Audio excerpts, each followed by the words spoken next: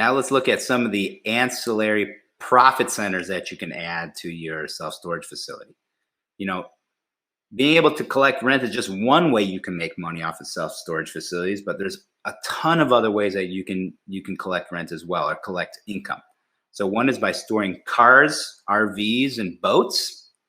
Um, you can sell locks. You can sell renter's insurance and actually keep 60 to 80% of the insurance premium each month.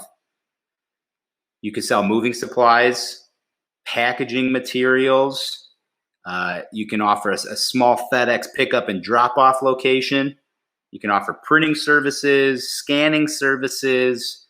You can rent a small 10 by 10 or 15 by 15 foot area on your land to a cell tower. Especially if you're in a rural market that has a gap in coverage, these are some of the best types of what I call mailbox money you can have out there, because they come build it, and then for the rest of the life of the cell tower, they just send you they'll auto deposit $1,000 to $5,000 a month rent into your account. You can build a billboard, and with those billboards, not only can you advertise your storage facility, but you can also advertise other people's companies, especially if you're on a high traffic road. You can do specialty storage. You can store wine. You can store art. These types of specialty storage, you can usually charge double to triple the per square foot cost than you can with just regular goods being stored. You can have truck rentals like U-Haul and keep a large portion of the rent from those trucks. You can create private mailboxes for people to use. You can offer propane filling, ATMs, and collect a fee off of the ATMs, vending machines. All of these things can be put in and managed by someone else so that you just collect the income that comes off of it. The next thing you can do is if you're done increasing income, another way to make more money is by decreasing your expenses. So one of the things that we like to do immediately is to contest the property taxes. Usually these self-storage owners have never fought their county because they didn't know that they can fight them on the property taxes. But usually you can get about a 30% reduction in the property tax bill. You get multiple insurance quotes for the property insurance. We have found that on average, we're able to reduce the insurance cost by 30 to 50% per year. We remove any type of superfluous utilities and nice to haves. There's no reason that your manager needs cable television. There's no reason that your manager needs a dedicated phone. You can just create a call rail number that ports to their cell phone. There's no reason that each one of these units needs electricity to it. So if there's electricity to each of these units, cut it off. Online presence and payments. One of the biggest value adds that we do when we buy a new facility, especially from a mom and pop operator, is we create a whole new website with the ability for tenants to buy storage online with a credit card, make reservations, check availability, move in, move out. It just makes it a lot easier because then you don't have to hire as many people to manage the facility. It's all done online, and it allows you to capture a larger audience of customers. We tell people that we no longer accept cash payments because it causes a safety concern for the managers and also for our clientele. Now, there are some states where you're not allowed to do this. You have to accept cash.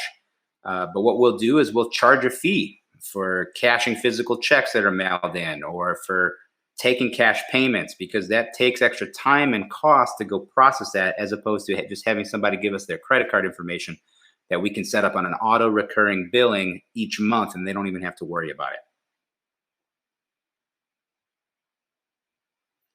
Now let's look at some of the physical improvements you can do after you've done all these non-physical improvements. Those non-physical improvements are usually very cheap to do.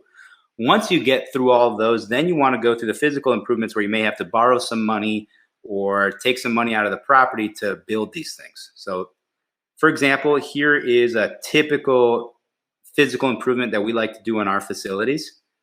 We will add security fencing. We will add keypad entrance and exit through that gate so that we always know who is in the facility, what time they got in, what time they left, in case there's any type of vandalism or attempted theft. What's also nice about the keypad entry and exit is if a tenant is late on rent, their keypad code no longer works and they won't even be able to get into the facility, let alone get to their overlocked unit. Then we add these payment kiosks right outside the gate. So for example, say you forgot to pay your rent and you can't get into the facility to open your unit, you can just walk over to one of these kiosks and you can pay for your unit right there, and it'll automatically open up your keypad code so that you can get in. The nice thing about these kiosks is that you can also rent new units. You can take payments in cash, credit, check. You can buy locks through these little ATMs. You can buy tenant insurance through these, which we also get to keep 60 to 80% of that premium. Another thing that we like to do is upgrade the pavement, paint all the units, install those concrete bollards, fix any roofs, repair roofs, get larger signage or repair the signage that's currently out there.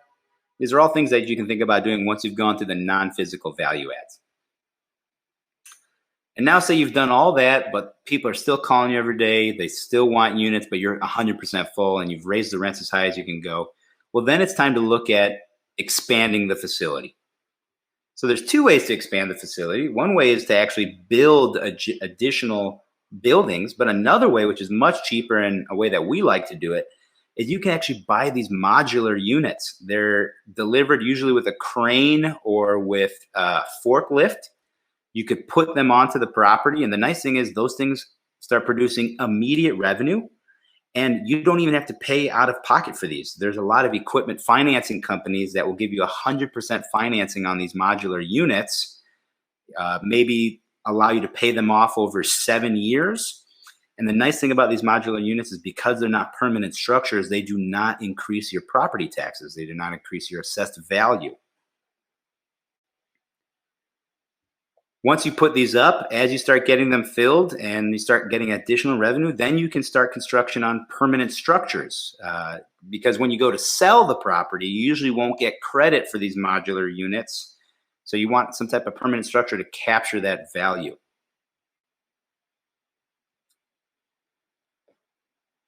Another thing we can do is rectify accounts receivable. So what do I mean by that? Well, many of these mom and pop owners, they're super lenient on money that's owed to them. They say, hey, Bill, you've been renting from me for 5 years. Don't worry if you're a couple months late. Just, send it to me when you have it.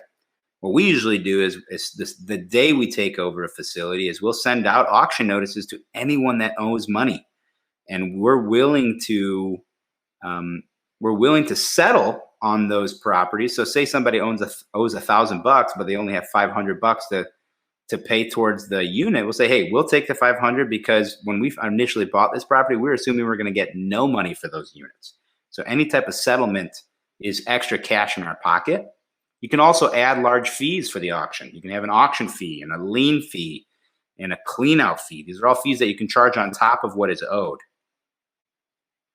In addition to actually hosting these auctions, we start enforcing strict late fees, and we raise the late fees to the state statutory maximum. A lot of these mom and pop owners, they won't charge any late fees. So what we'll do is we'll say, hey, if rent is due on the 1st of the month, and if you don't pay by the 5th of the month, we'll give you a grace period. Then we're going to charge you $15 or 15% of your unit's rent, whichever is larger, for every month that you're late.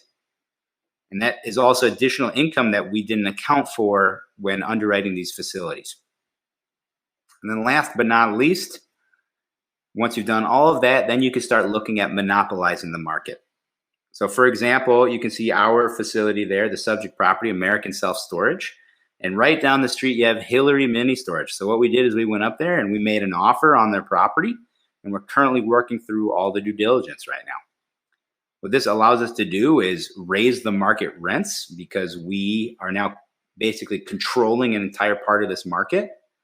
allows us to drop operational costs because we don't need two managers now. We can use one manager that gets a golf cart that goes back and forth between these two facilities.